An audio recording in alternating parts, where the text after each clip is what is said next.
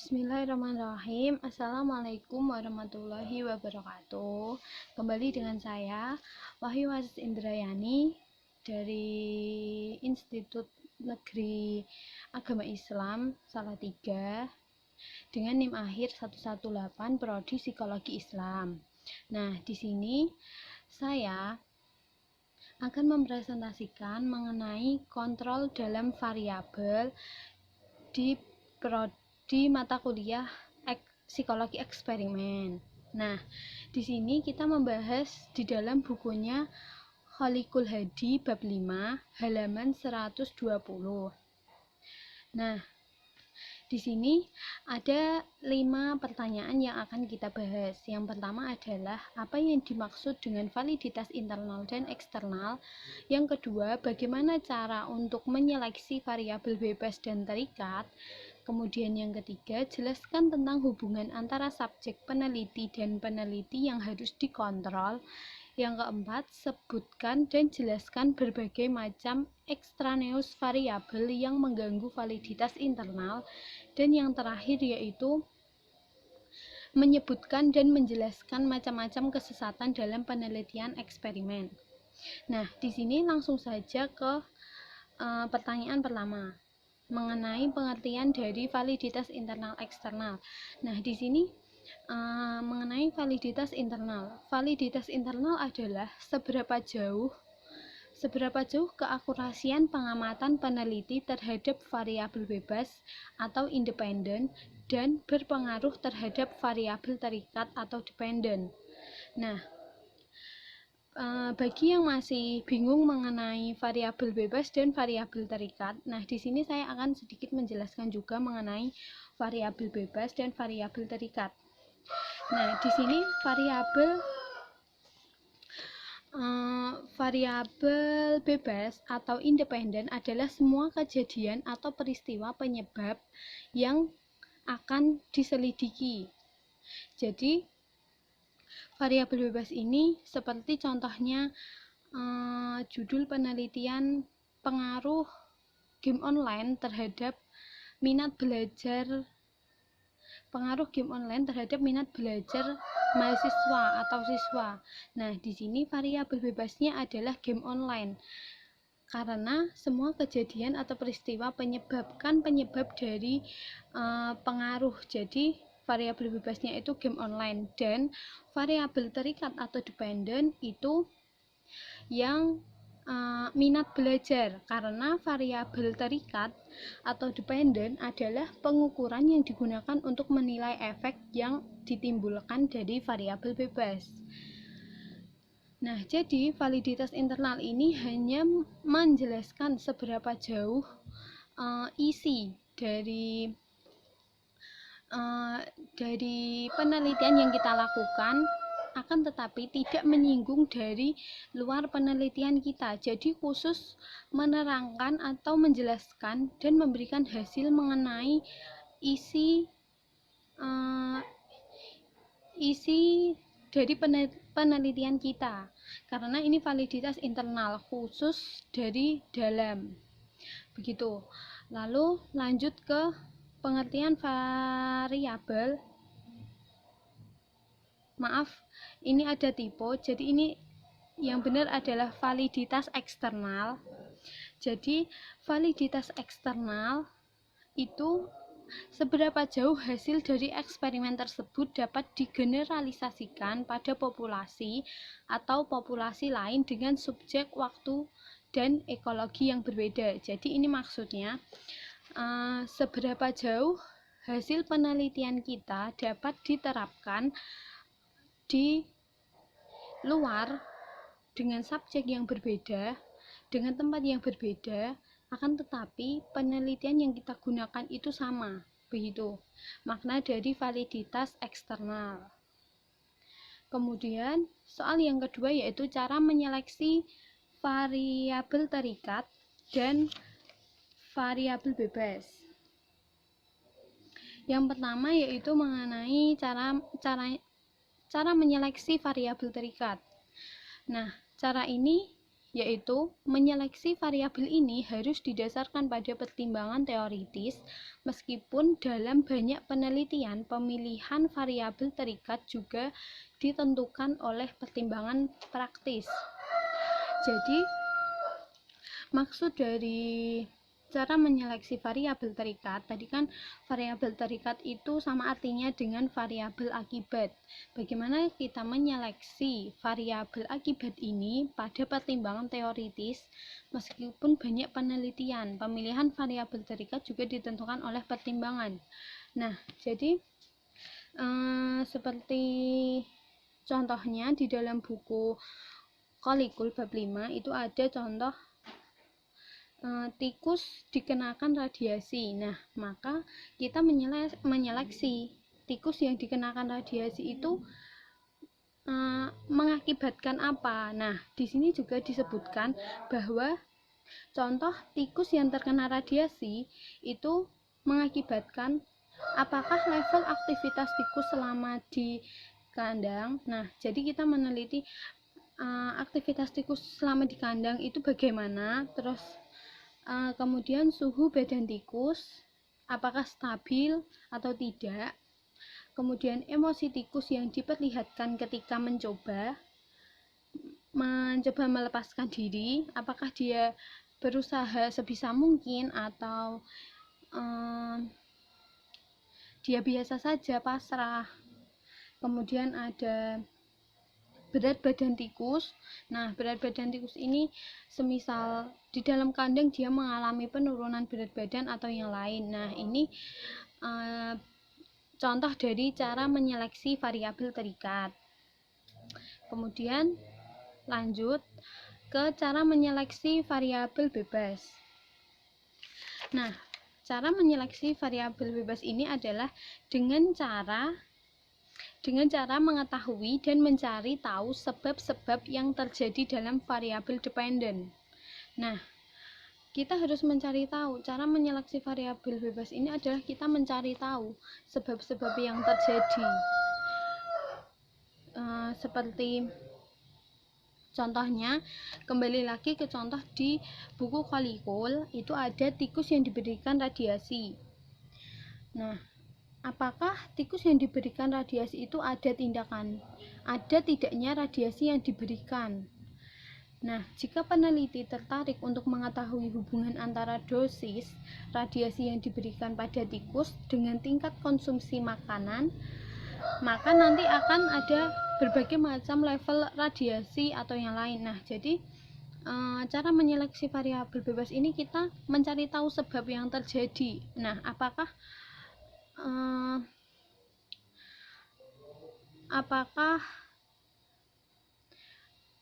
sebab-sebab yang menjadikan tikus diberikan radiasi atau yang lain, seperti yang contoh yang sudah saya jelaskan tadi. Nah, jadi nanti ada keberlangsungan dan itu tidak membutuhkan waktu yang singkat. Nah, kemudian lanjut ke pertanyaan ketiga, yaitu mengenai hubungan antara subjek penelitian dan peneliti yang harus dikontrol. Nah, apa sih hubungan antara subjek yang diteliti sama peneliti, sama kita yang meneliti harus dikontrol? Nah, ini semua eksperimen tentu membutuhkan interaksi antara si peneliti dengan subjek. Dalam situasi tersebut ada dua aturan, yaitu aturan pada si peneliti itu sendiri, pada kita yang meneliti, dan aturan yang kedua yaitu aturan pada subjek peneliti. Jadi kita juga diatur, subjeknya pun juga harus diatur agar mendapatkan hasil yang sejalan dan sesuai dengan yang kita inginkan dan yang sesuai keinginan subjek, begitu. Kemudian setiap aturan mengharapkan perilaku spesifik dan saling menguntungkan antara kedua belah pihak. Perilaku yang diharapkan tersebut dapat diartikan bahwa semua perilaku yang muncul adalah sesuai dengan keinginan masing-masing pihak, baik peneliti maupun subjek. Jadi sama seperti yang sudah saya jelaskan, bahwa hubungan antara subjek peneliti dan peneliti yang harus dikontrol itu maksudnya kita sebagai peneliti memiliki aturan yang harus mengatur kita agar tidak melenceng ke hal yang lain, dan kita juga memberikan aturan kepada subjek agar hasilnya itu sesuai dengan kedua belah pihak yang diinginkan begitu. Nah, yang selanjutnya yaitu soal yang keempat, macam-macam extraneous variabel yang mengganggu validitas internal. Nah, perlu kita ketahui bahwa extraneous variabel ini sendiri adalah variabel bebas yang tidak dapat dikendalikan atau tidak dapat dikontrol sehingga dapat mengganggu validitas internal gitu. Nah, di sini ada 7 macam extraneous variabel yang dapat mengganggu validitas internal. Yang pertama adalah history. Kita langsung saja ke penjelasannya. Yang pertama adalah history. History adalah kejadian-kejadian yang lebih spesifik yang terjadi antara pengukuran pertama atau yang biasa disebut dengan pretest maupun pengukuran kedua yang disebut dengan post-test pada variabel bebas. Nah, pada history ini dapat mengganggu validitas internal karena ketika subjek ketika memasuki ruangan dan diberikan pertama kali pretest dan mereka mulai mengerjakan, mendapatkan hasil yang didapatkan sebelum mendapatkan perlakuan dari peneliti. Nah, sedangkan post-test diberikan kembali yang dapat menghasilkan bagaimana bagaimana hasil dari subjek yang telah kita beri perlakuan begitu. Nah, jadi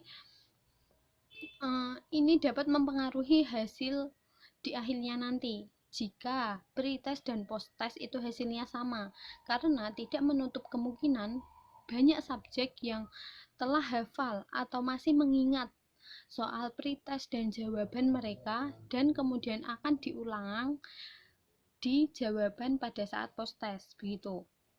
Nah, yang kedua, maturation adalah atau maturasi adalah perubahan-perubahan pada kondisi internal pada kondisi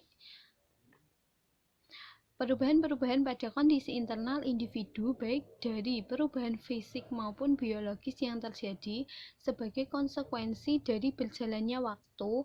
Perubahan tersebut berupa keadaan lelah, bosan, bertambahnya usia, dan proses belajar. Nah, hal ini yang dimaksud adalah perubahan yang terjadi dalam kurun waktu yang cukup lama. Nah, semisal seperti ketika kita memberikan atau meneliti pada saat mereka masih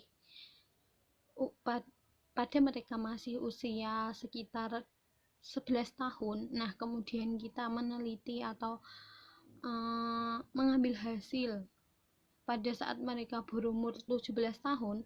Nah, mungkin konsekuensinya mungkin bertambahnya usia juga. Nah, jadi kan hasilnya juga tidak akan valid begitu. Kemudian yang berikutnya, yang ketiga adalah testing. Nah, testing ini adalah mengulang soal tes pada pretest dan posttest pada subjek peneliti yang sama bisa mengakibatkan subjek menjadi lebih hafal pada soal tes yang akan berpengaruh pada hasil tes. Nah, ini sudah sedikit saya singgung di bagian history tadi. Nah, jadi ketika kita seorang peneliti memberikan soal post-test dan pretest yang sama, tidak menutup kemungkinan mereka juga akan menuliskan jawaban yang sama. Jadi sebisa mungkin kita membuat soal pretest dan posttest itu sedikit berbeda agar subjek tidak memberikan jawaban yang sama. Jadi mengantisipasi. Karena ini dapat mengganggu hasil daripada variabel internal atau validasi internal. Kemudian yaitu instrumen. Instrumen adalah perubahan-perubahan yang terjadi selama pengukuran variabel terikat. Nah, instrumen ini adalah variabel ini tidak mengacu pada perubahan yang terjadi pada subjek, tetapi mereka melihat perubahan yang terjadi selama prosesnya. Jadi pada instrumentasi ini lebih ke melihat proses daripada melihat perubahan yang terjadi secara instan gitu. Kemudian yang selanjutnya yaitu statistical regression. Statistical regression ini adalah terjadi ketika subjek eksperimen diambil dari mereka yang memiliki skor paling tinggi dan mereka yang memiliki skor paling rendah, yang mana nanti akan dibagi menjadi dua kelompok dan diberikan perlakuan dan diberikan post test untuk kemudian diskor kembali. Jadi ini seperti pengulangan, akan tetapi kita hanya mengambil beberapa subjek yang memiliki skor tertinggi dan terendah. Nah, pada variabel ini, variabel yang menyebabkan terjadinya perubahan pada skor tinggi dan skor rendah pada pre-test dan post-test adalah statis regresi ini. Nah, jadi statis regresi ini kan menyebabkan perubahan pada skor yang tinggi dan skor yang rendah, karena bisa jadi yang mendapatkan skor tinggi bisa menjadi rendah dan rendah bisa menjadi tinggi. Nah, ini dapat diketahui dengan distribusi dan skor ekstrem yang cenderung bergerak menuju rata-rata sebagai konsekuensi dari dilakukannya pengulangan tes. Kemudian kita lanjut ke berikutnya, yaitu ada selection atau seleksi, yaitu serangkaian prosedur seleksi yang berbeda digunakan untuk menempatkan objek atau subjek ke dalam kelompok kontrol dan kelompok eksperimen. Jadi kita membuat dua kelompok, yaitu kelompok kontrol dan eksperimen. Nah, di sini kita melakukan seleksi untuk mana yang tepat dimasukkan ke kelompok kontrol dan mana yang tepat dimasukkan ke kelompok eksperimen. Kemudian yang terakhir adalah mortality.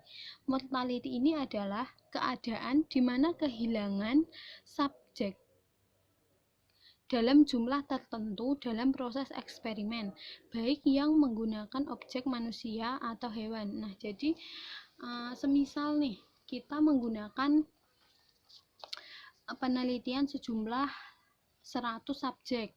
Nah, secara tiba-tiba kita kehilangan subjek dalam jumlah yang tidak begitu sedikit. Ya, semisal kita meneliti 100 subjek dan kita kehilangan 50 atau 80 subjek. Nah, jadi itu sangat mempengaruhi penelitian kita nanti. Kemudian yang terakhir adalah macam-macam kesesatan dalam penelitian eksperimen. Perlu diketahui bahwa kesesatan dalam penelitian eksperimen atau error kesesatan adalah besar kecilnya pengaruh eksperimen variabel terhadap hasil eksperimen. Jadi ini tuh sejenis error yang dapat mempengaruhi hasil eksperimen kita. Nah, terdapat dua macam kesesatan dalam penelitian eksperimen, yaitu kesesatan konstan dan kesesatan kompensatoris atau tidak konstan. Yang pertama, kesesatan konstan. Kesesatan konstan adalah pengaruh-pengaruh ekstraneus variabel yang selalu ada dalam semua eksperimen yang sejenis, dan keberadaannya ini tidak diketahui atau tidak dapat diperhitungkan sehingga dapat dipisahkan dari hubungan kausal antara variabel bebas dan variabel terikat. Jadi kesesatan konstan ini adalah pengaruh error dari variabel yang selalu ada dalam semua eksperimen yang sejenis dan keberadaannya tidak diketahui. Jadi ketika kita tidak menyadari akan datangnya error atau extraneous variabel dari luar, extraneous variabel ke dalam penelitian kita. Jadi ini datang secara tiba-tiba tanpa kita sadari, baik itu sedikit maupun banyak. Nah, kemudian yang kedua adalah contoh dari kesesatan konstan adalah kegiatan-kegiatan subjek penelitian di luar situasi dan kondisi eksperimen, seperti lingkungan pergaulan, keluarga. Nah, jadi ketika kita melakukan penelitian, kita kan tidak tahu menau mengenai bagaimana lingkungan pergaulan mereka yang sebenarnya, bagaimana dengan lingkungan keluarganya, apakah mereka baik-baik saja. Nah, ini nanti akan datang secara tiba-tiba pada saat kita melakukan penelitian. Jadi extraneous variabel ini datang secara tiba-tiba tanpa kita sadari, itu pasti akan biasanya terjadi. Nah, selanjutnya kesesatan yang kedua adalah kesesatan kompensatoris atau kesesatan yang tidak konstan. Nah, kesesatan ini adalah kesesatan atau error yang terjadi pada satu atau beberapa eksperimen saja. Nah, semisal begini, kesesatan kompensatoris ini bisa saja muncul dalam satu kelompok eksperimen, yaitu bisa kelompok kontrol atau juga bisa kelompok eksperimen. Nah, dari error yang muncul di antara kelompok kontrol atau kelompok eksperimen, salah satu di antara mereka muncul, nah itu dapat menyebabkan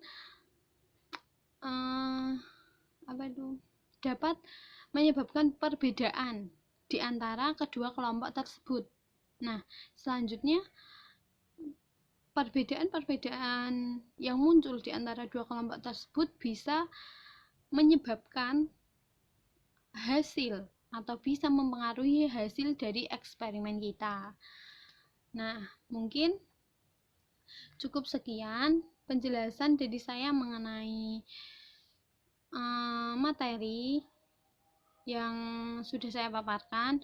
Kurang lebihnya saya mohon maaf. Jika ada kritik dan saran, bisa langsung disampaikan ke saya, karena kita juga masih belajar.